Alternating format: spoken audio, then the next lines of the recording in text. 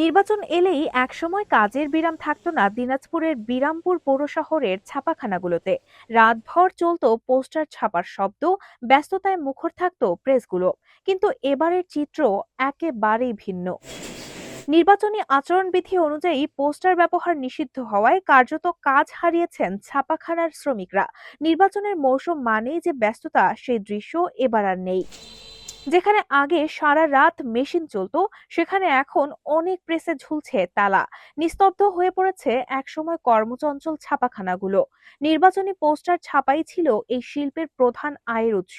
হঠাৎ নিষেধাজ্ঞায় কাজ বন্ধ হয়ে যাওয়ায় অলস সময় পার করছেন শ্রমিকরা।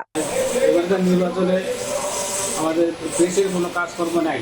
আমরা খুব সংকটে আছি এবং মহাজন খুব লসে আছে। প্রেসের ব্যবসা বর্তমানে ধস।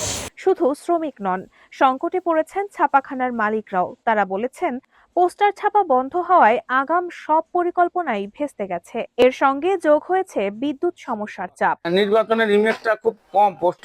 পোস্টার আগে রাস্তায় বের হলে পোস্টার দেখতে পাওয়া যেত, কিন্তু এখন পোস্টার নাই। আবার এই কাগজটা তো পচনশীলটাকে কেন যে বাতিল করলো আমি বুঝে উঠতে পারতেছি না।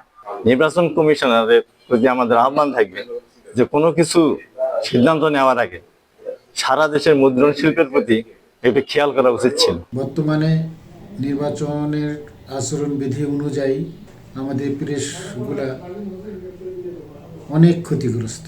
তবে সচেতন নাগরিকদের একটি অংশ বলছেন, পোস্টার বন্ধ হওয়ায় শহরে দৃষ্টি দূষণ ও বর্জ্য কমবে। পরিবেশের জন্য এটি নিঃসন্দেহে ইতিবাচক উদ্যোগ। একই সঙ্গে উঠছে ডিজিটাল প্রচারণার কার্যকারিতা নিয়েও প্রশ্ন। বিশেষ করে গ্রামাঞ্চলের বয়স্ক ভোটারদের কাছে অনলাইন প্রচার কতটা পৌঁছবে তা নিয়ে রয়েছে সংশয়। সব মিলিয়ে পোস্টারবিহীন নির্বাচন পরিবেশ বান্ধব হলেও এর সরাসরি প্রভাব পড়ছে মানুষের জীবিকায়। ক্ষতিগ্রস্ত ছাপাখানা শ্রমিক ও মালিকদের জন্য সহায়তা কিংবা বিকল্প কর্মসংস্থানের দাবি উঠেছে।